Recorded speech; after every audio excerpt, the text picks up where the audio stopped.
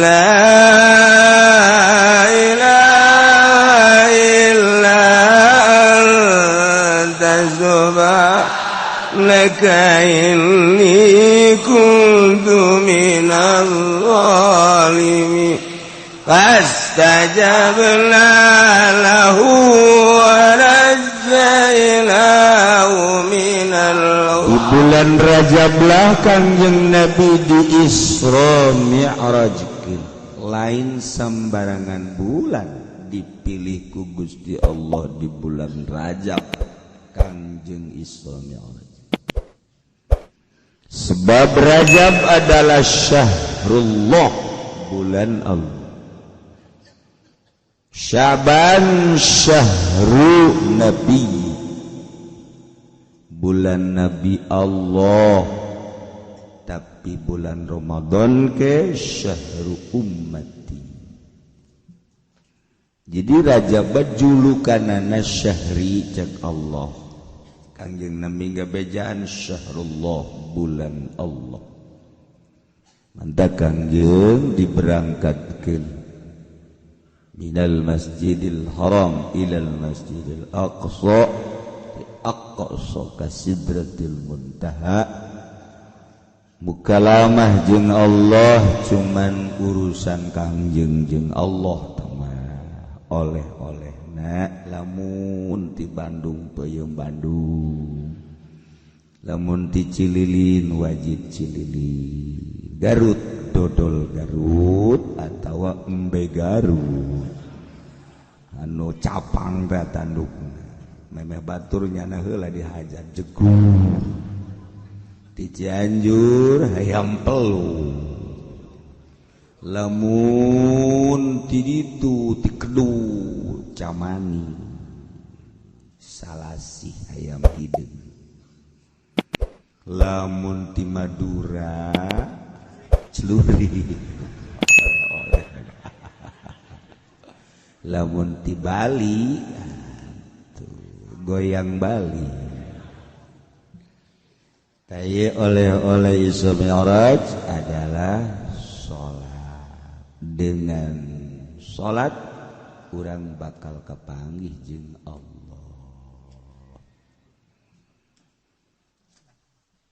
tahajud di bulan Rajab naon bae cenah kiai nu kudu digawean atuh terserah ente dek naon ente rencana eueuh cenah teu boga rencana emang paul ente mah teu boga rencana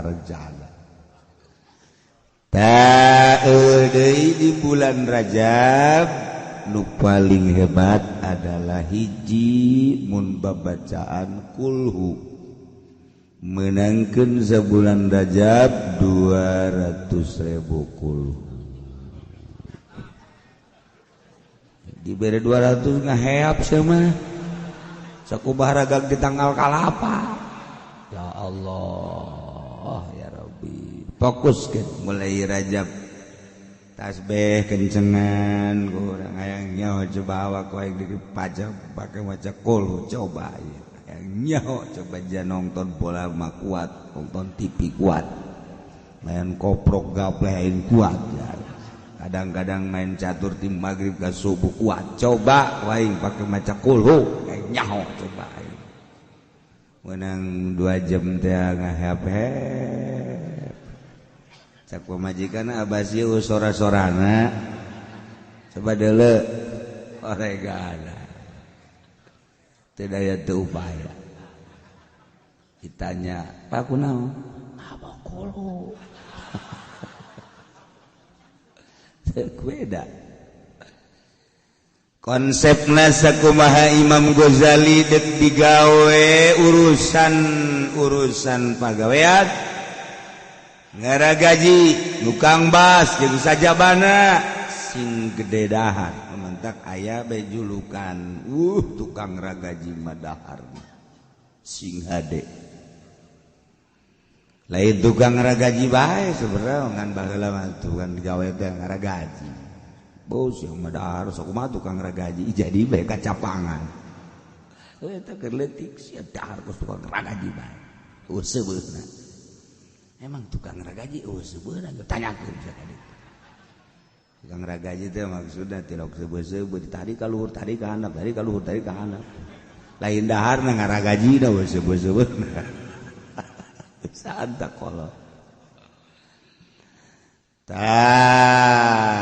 tapi lamun deuk ibadah beda deuk ibadah mah ulah seubeuh teuing beuteung digawe kudu seubeuh beuteung deuk ibadah ulah seubeuh beuteung sebab cek Imam Ghazali deuk igawe nu dipetakeun adalah tanaga patali jeung awak tapi atuh awakna kudu dikuatan tapi deuk ibadah rohani ruh geus ruh batu ulah disebeuhan beuteungna ruh deuk berangkat lamun awak deuk dipake ibadah roh nu maen awakna dikencengan deuleuh nu mingguan bae contona anu udukna 2 piring ngajina ge hayang di luar bae neangan tihang eta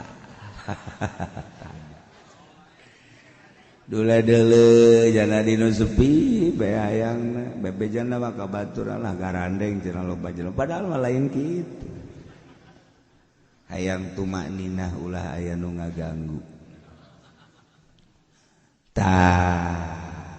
di bulan Rajab mun wiridan kulhu geus ulah naon-naon di kulhu bisi nanyakeun ka di lembur aya nanyakeun nang tadi ngaji bulan Rajab bira mun babacaan naon kulhu sabaraha 200.000 mamang endek urusan aing tah mah sia nanya ka aing sia malaikat deuk nyatetan aing padahal moal teh sebenarnya mah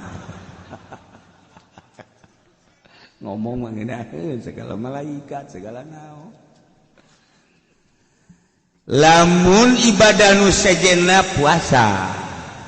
puasana teu kudu sabulan ulah sebab besi kaliru jeung Ramadan ulah jadi nu puasa sabulan mah ngan Ramadan doang ai Rajab liwatkeun ti sabulan sabulan setengah sabulan 10 poe sabulan 5 poe atau sebulan 2-3 poe liwat jadi ge juga tanya etika pasti di pikiran pasti jadi etika mun deuk saeutik turun tina sebulan 27 poe cak Kanjeng Nabi man shoma as-sabi'a wal 20 min Rajab sajelema nu puasa tanggal 27 Rajab kataballahu lahu shauma sittina bakal dicatat ku Gusti Allah nilaina sarua jeung puasa 60 tahun urang umur 60 tahun ku puasa Rajab berarti sapoe-sapoena urang boga nilai puasa waduh untung biasa catat di jero hate geus aing mah diliwatkeun ku aing sebab lamun ti 27 60 umur aing kan bisa-bisa 70 geus aing mah datang ka bulan Syawal aing puasa nekat eta karek hebat nekat datang ka kitu boro-boro datang ka Syawal cenah kieu 27 bisa teu dikurangannya bisa asal ganjil lamun teu 27 25 bisa teu kurang ke bisa 2 kurang bisa ke 2 tiji namun 2 hiji teu kuat lantaran kula mangojek 17 kula mah cenah ngawarung ka pasar 13 kula mah karyawan kiai sibuk 7 poe saminggu kula mah waduh cenah kiai ieu mah bisnis ngalar ngidul 3 sia 3 poe aduh kula mah tempat sehat cenah awak sapoe sia mah geus sapoe bae rebo bae geus aduh cenah kieu sapoe ge asa datang ka lohor hanya terkuat tentang kata bodem. Kira-kira nawar keneh bae. Siapa bener gegedena moal puasa bae buru. Aduh, ya Allah, ya Rabbi, ieu Kangjeng Nabi mempromosikeun ka umatna hiji abeh nilai-nilai puasa Rajab kaeusikeun ka umur-umur urang. Kurang kumaha deui Kangjeng Nabi? Masyaallah, rahmatan lil alamin. Dengan puasa 27 poe tapi nilai sarua jeung 60 tahun. Nomor kaduana Kangjeng Nabi mempromosikan di bulan Rajab teh julukanana Syahrullahil Asam. Jadi eueuh perang di baheula ge bulan Rajab mah pake ibadah ka Gusti Allah. Masyaallah. Kiai carana kumaha carana puasa sunah mah beda jeung puasa fardu. Puasa fardu mah kudu metingkeun niat, mun teu niat teu penting teu jadi. Puasa sunah mah jadi Senin, Kemis atawa Rajab. Urang geus nyaho rebo teh tanggal 1 Rajab deuk puasa aja ti kuari. Eta mah ngazam pan lain niat. Kudaon malam rebo reup HS hudang-hudang jam 7. Puasa itu niat gerbeteng jam 7 jam 8 mikiran bayangna puasa tak ulah tak eta budal jam 7 jam 8 inget jam 9 kurang niat jadi apa masalah mau niat banget jam 9 jam 10 gak masalah niat kaulah puasa dina poe ieu tanggal 1 Rajab sudah jadi asal encan ngadaharna naon darah bisa di atas. Walaupun poan jam 7 ngawuduk ngupat, aja ngopi segelas ngerokok. Karek inget tanggal 1 Rajab niat puasa bodem teman. Ya puasa geus bohong. Puasa geus jebeg. Teu bisa. Syarat can ngadaharna naon can minum nah ieu bisa diniatan ku urang puasa sarua jeung nu ti peuting niat geus dicaritakeun puasa sapoe-sapoena ganjaranna geus sering ieu mah 27 bae urang ngadoa ka Allah mudah-mudahan urang kabehan dibere sararehat dibere daek ngalaksanakeun ibadah ka Gusti Allah boh puasana boh mazakulhuna eueuh deui nu diharepkeun iwal ti hayang menang ridho Allah Subhanahu wa taala mudah-mudahan urang kabehan dipikari ridho ku Gusti Allah lamun Allah geus ridho radhiyallahu anhum wa radu an zalika liman khasyya rabbah di akhirat urang di bawah bendera Kangjeng Nabi urang Kangjeng Nabi Muhammad sallallahu alaihi wasallam komo nulis kolot boa datang boa moal ka Rajab hareup bahkan pamajikan geus ngomong bae bapak lu kayaknya enggak nyampe nak abah nggak nyampe kayaknya ke Rajab depan cak anaknya jangan-jangan Rajab mak Syawal juga tahu kelihatan dibengek begitu jadi boro-boro malaikat anak-anak lagi guys ada tidelian lain deui Quran udah nggak kebaca kalau baca Quran aja pakai kaca tapi kalau lihat cewek mah bapak aja enggak kayaknya matanya cekas kalau lihat cewek mah bapak lu memang begitu dari dulu jelalatan matanya 2 keranjang matanya maca Quran mah jangan kaca kade tasal kaca teu kabaca henteu deui heran ini awalnya mah keur make kaca ge kaca dibuka kaca dibuka tolol bae teh Masya Allah aya kos kitu eta jelema eta.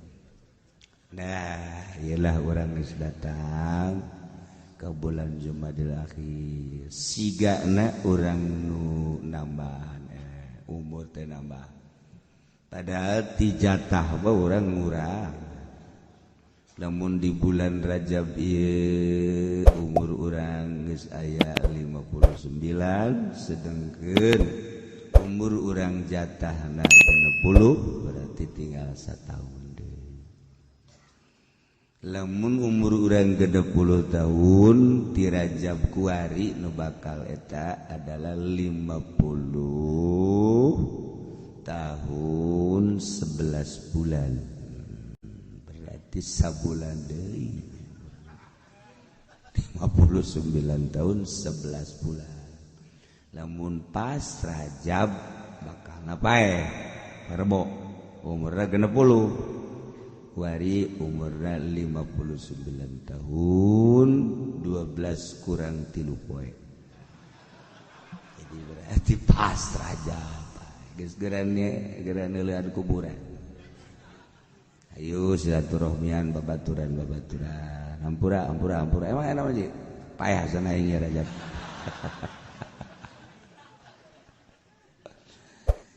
Gitulah urusan payah batu dihayang-hayang teu bisa, diembung-embung teu bisa.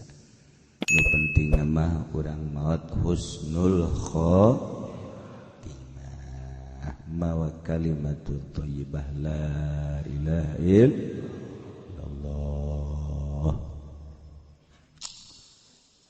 Kula masuk ngabayang-bayang be lamun jelema maot kafir angkleng-angklengan di neraka di kulub wates wangana masyaallah kan.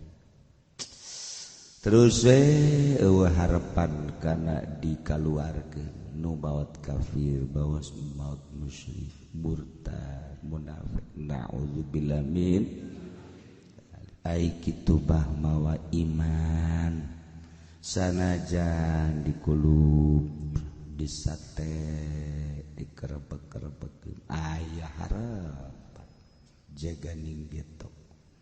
Tapi lamun murtad musyrik kafir munafik naudzubillah min dzalik geus dikuncian lawang neraka nyana terus harapan gogolotrokan bayangkeun coba masyaallah bantak jaddidu imanakum bila ilaha illallah perbaharui iman dengan baca la ilaha illallah unggal baca salat tilu baca jang tajdid supaya iman anyar deui sebab jelema biasana resep kanu anyar.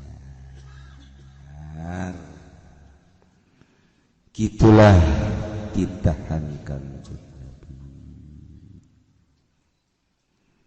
Zaid garong begitu nu digarongna adalah Khalid setelah benang ku negara disidang di meja hijau di kejaksaan ternyata aya pangampura ti pihak korban.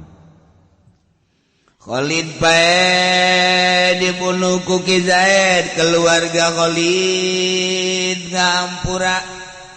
Kan bisa dua jalan kamari ge, bisa langsung paehan deui, bisa dihampura dengan bayar dia. Satu keluarga korban guari mengampura bila balasan pembunuhan nusok disebut kisos dengan membayar diat atau wajib ngaluarkeun harta kisosna wasaqotol kisos bunuh Ki Zaid sakeur carita kisos kan cek tadi ge wa qatlul qati' yughallabu fihi ma'nal qisas wa fi qaulin al-had. Geus lamun urusanna kisos bisa diturunkeun tina dibunuh karena bayar diat. Tapi lamun had teu bisa. Mentek ketika dihukuman di sebuah negara bahwa nyana adalah kudu dihad, itu teu bisa pakai dibayar ku harta diat teu bisa. Mantak wa yuqbalu hadan. Dihad lamun memang ieu urusanna had mah had bae. Tergantung kumaha negara. Namun negarana negara Islam, negara urang mah lain negara Islam. Negara Republik Indonesia berdasarkan hukum Pancasila KUHP.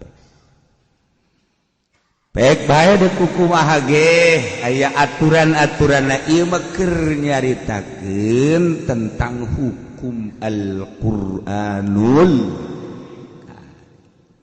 Lantas di urang teh dihukuman kos kitu atuh bangga sadaya-daya nyanggakeun ka inohong-inohong anu dilaluhur. Nah make jeung teu tertarik kana hukum Quran tinggal kitu bae. Acenah menang kesepakatan bangsa atuh mangga bae.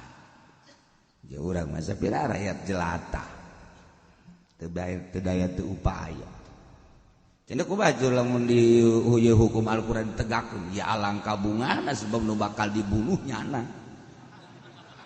Urang henteu atuh korupsi henteu mayan teu atuh indah oi urang mah masyaallah indah wae naon wallahu a'lam nu bantak embung make hukum Al-Qur'an negara kasieuna korupsi potong sieun bodoh deui sieun urang rakyat teu sieun teu.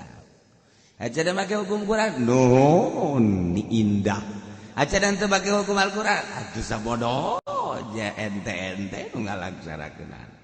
Kecena di akhirat, iya di akhirat nyana. Teu aing mah kasalorga kabeh. Cara kos kitu amat, geus kos kitu bae teh dituna. Pamarentah mah mesti kana raraka heula. Mencari kieu mah bangun entengeun naon iya tuh geus percaya jasa ka Quran kumaha tuh geus kos kitu bae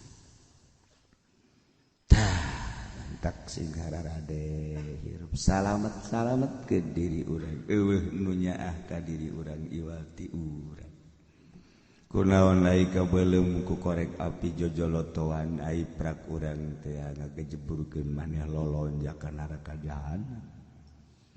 Pacira iraha lolonjan eta jadi lurah. Keur lolonja ka jahanam. Jadi camat. Jadi bupati bang geus lain lolonja deui KM. KM nanya. Gubernur RI 1 bata mah lain KM nu boga jahanam. Ieu maksudna kumaha cenah kitu amat hati-hati siga. Eueuh nu deudeuh jeung nyaah ka awak urang iwarti urang. Tuh, masyaallah. Nah, geus urang mah dongeng-dongeng hukumna tulana. Dilaksanakeun teh tuh nyaho-nyaho heula.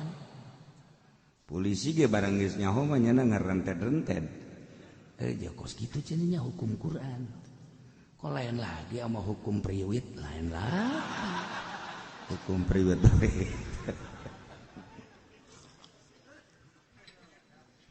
Kena nyararaho nyana deureus bae aya geus nyaho make di jalan ge kan nyana rada pilih-pilih.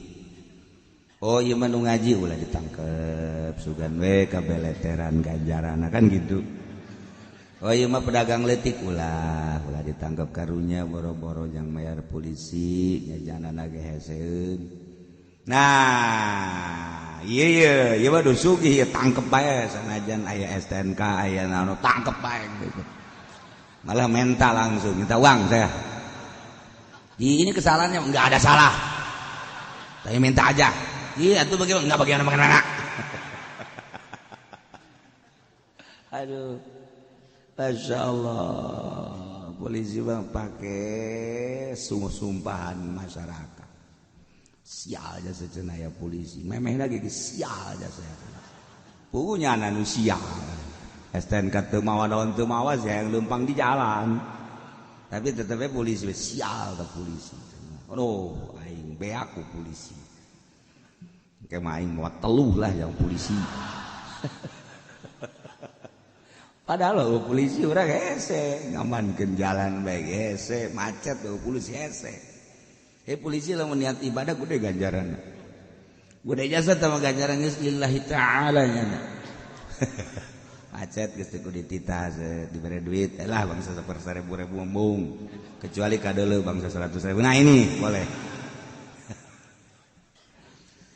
sagala rupa ge horeng kumaha niatna urang digawe jadi pemerintah niat ngararapih mah atuh gede ganjaran itu jadi polisi niat ngamankeun watuh gede jasa ganjaran cak Kangjeng Nabi boro-boro utar atur di jalan ngarapih-rapih perjalanan imatatul adza fi thariq non miceun penyakit-penyakit di jalan gangguan-gangguan di jalan eta teh gede jasa ganjaran paku di jalan singkirkan besi katabrak motor ke aduh cucuk di jalan aduh cucuk besi budak maka sepeda kempes eta ganjaranna gede oli di jalan ieu oli kumaha lamun naik motor ke tipolese dikumbah dipel gojana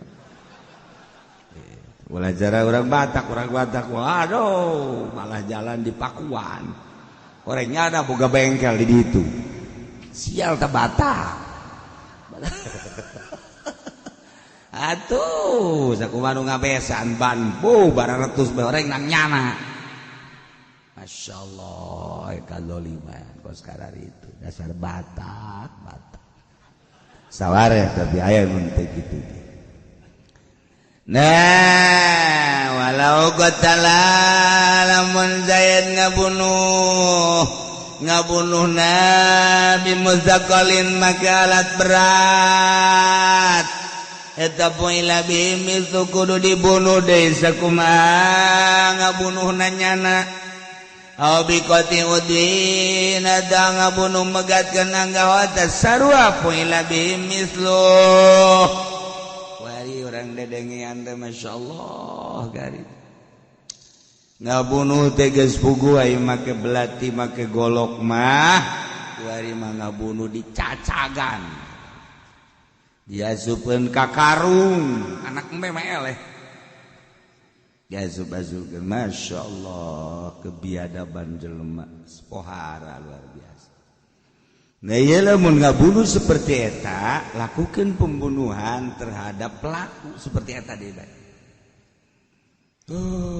di akhir zaman orang dedengan pembunuhan Masya Allah ku gara-gara anak embe dibunuh gara-gara anak kotok dibunuh gara-gara HP ya karim HP Masya Allah terbunuh gara-gara urusan utang piutangan seukur 100-200 ribu terjadilah pembunuhan ainu korupsi di negara miliaran triliunan aman-aman saja ya Allah ya Rabbi kosyelah hukum negara anu lain make aturan Al-Quranul Karim sabodo tamanya urang anu boga negara anu nyicingan negara anu milih pamimpinna urang geus atuh diserahkeun ka urang kabeh kumaha urang deuk kumaha tapi tetep bae orang menghargai nenek moyang orang baheula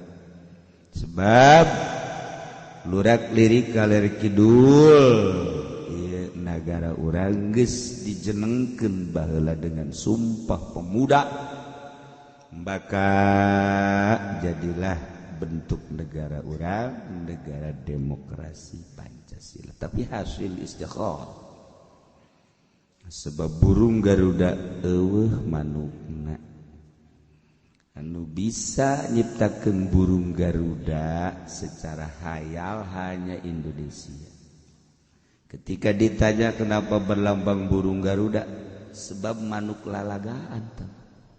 Asli nama horenganan butir-butir Al-Qur'anul Karim ngan ditenden di burung Garuda supaya bisa dibawa hiber menuju wusul ilallah.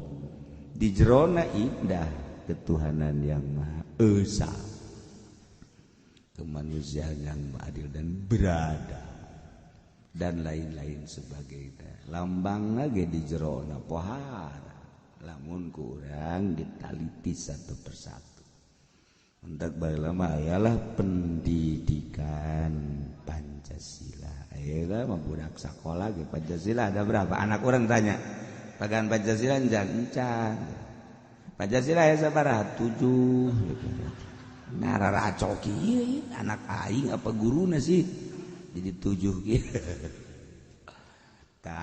Jadi baiklah Bapak Senin, baik orang kenaikan bendera maca Pancasila. Asal 17 Agustus kabeh bergerak di rapihan, pagar-pagar di putihan. Bilik-bilik di kapur, Masya Allah. Karasa di 17 Agustus. Dangdur dupang gedena diiring ke lapangan. Jang camat. Dagde hui dupang gede kira di kontes-kontes ke. Eta teh naon? Rasa bersyukur, mensyukuri kemerdekaan. Gila, karasa.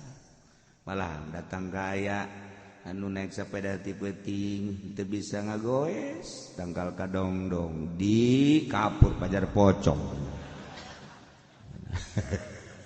digoes gagubrak di dieu.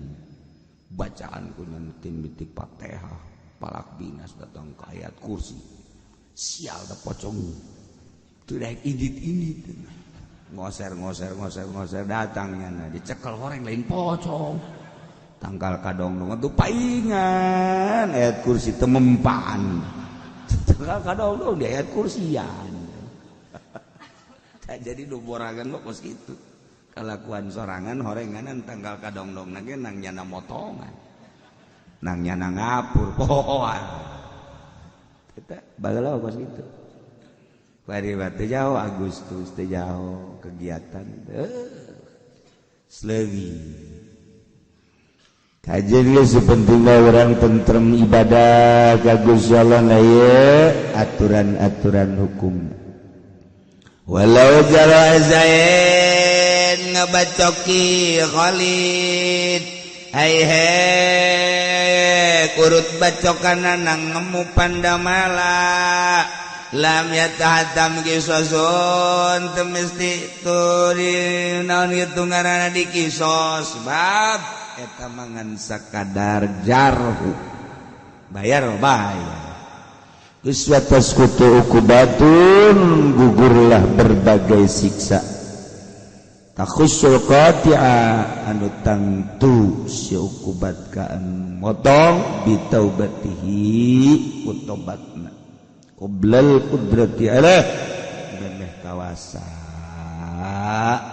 si qatina Zaid ngabunuh Khalid kemudian tinyawan aturan-aturan Al-Qur'anul Karim gubodo kemudian tinyaho sama sekali namun ngabunuh kudu dibunuh di tenyaho kudu disalib tenyaho potong kudu dipotong di tenyaho begitu manehna tulang telog ke pengajian orang ngabunuh-bunuh deui motong potong deui Masya Allah tobat jaga diri setelah tobat katangkep nyana membeberkan tentang dirina sebab sirup kula adalah di lingkungan jelema barodo tur di lingkungan jelema jahat sugan teh mah eta mah sebagai pekerjaan teh horenganan dosa pajar kasab bae teh mah kitu teh horeng dosa wari tobat anu nyaan tobatna lamun memang setelah diteliti bebeneran tadi nanti nyaho kemudian kuari nyaho bener-bener tobat moal balik deui eta ukubat seluruhna wajib dibunuh deui wajib disalib gugur kabeh lamun memang bener la ba'daha tapi lamun sabada kudrat dan teu jana nyahoun bahwa ngabunuh-bunuh deui ajunya ngomong gitu bahwanya teu nyaho teliti heula ternyata orang nggak bohong tetap bunuh deui bae potong deui bae kuari informasi anu tertunda urusan syariat bahkan kuari mah ilmu nun teu kudu dibukakeun ge ilmu pergaiban aya kuari mah segala rupa nu tinggalin urang nyaritakeun politik ekonomi budaya dunia internasional aya kabeh baik dibukaan di buku maupun di HP ataupun di pendidikan universitas geus ngajeblag pondok pesantren modern geus aya pesantren salaf geus aya nu teu nyaho komo di Indonesia mah negara paling unik sadunia negara paling unik Indonesia di negara batur moal aya maulidan akbar rajaban akbar moal aya tapi di Indonesia ziarah akbar aya haul akbar aya wahara ditemenangkeun zarah ka orok-orok diajak zarah geus hese di Indonesia Allah diwahabikeun ti tahun mana melalui Muhammadiyah Persib teu bisa wari geus asup ka tubuh negara tetep bae ziarah resek dibiayaan triliunan supaya wahabinisasi abeh engke kristenisasi lebih gampang tetep bae hese terutama nu hese teh Banten mah nyana hese aya duit dicokot nurut teu Banten eta karakterna teu beres urang Banten mah sasaleh kabeh ge urang Banten geus kos kitu bae urang Banten urang Jawa mah timbul ku hari Wahabi di Jawa kabeh organisasi di Jawa kabeh Syiah di Jawa di urang ngembangkeun Syiah mun ti bodem Jawara goblok sia teh akur jeung bapak aing ye tarolol sia kunaon sia segala anti usoli segala naon emang bapak salat aing mah teu salat tapi teu kitu jakeun teh padahal bapak parahannya na tetep golok sia ku aing mabur sia ka ditu awa aing mah teu aing salat tapi teresep aing geuleuh sia kos kitu orang Banten mah kos kitu salat bener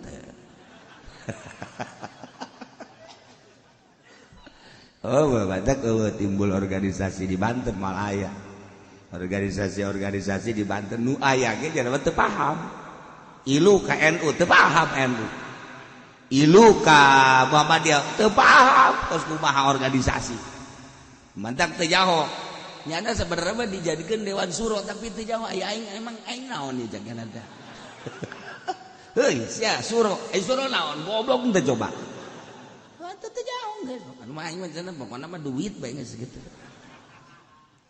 hese orang Banten. Iya bermunculan di Indonesia, lain lalagan, dah bae hese nanya bae ka kiai. Kiai, dia anu aya eta tah aya pendidikan tafsir ceuk teh. Eta kumaha bagus henteu? Iya atuh ai guruna teh jelas bae ulah. Ye, namun cak kiai ulah mah dibeuleum bae ku sia mah di bulan beuleum bae. Tereh jasa di urang. Masya Allah, itu kobok kiai dalam menitah belum. Dan sekilang sakitu baik hadu baik ngamuk baik.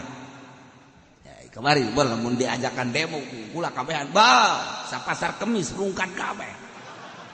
Demo kabeh ka Jakarta geus urang. Cicingan ta istana ku urang kabeh. Sakitu ge diulah. Tetep bae marolos.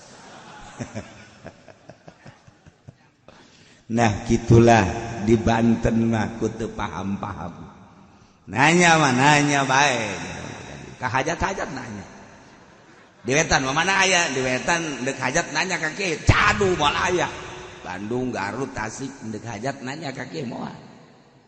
Tapi di urang mah nanya we kieu jeung hajat, mun cak kieu ulah atuh di zaman teu. Henteu ya, poe anu geus da naon, hujan los.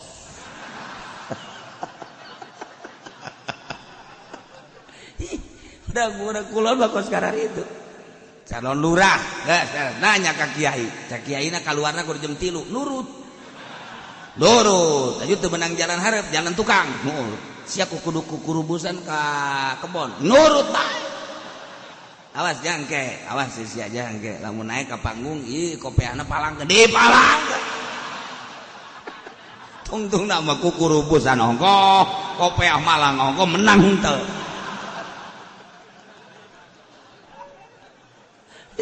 Oh jadi takeun Banten rame sebenarnya. Masya Allah. Malaya di negara batur kos di urang Malaya. Malaya mantap kurang ambil kayak gini sih orang begini amat sebenarnya. Orang apa bukan sih? Wala tasqutu sayrul hudud biya biladal tegugur sakabehan. Biha gus sebab tobat aito naon hadbat teu bisa gugur.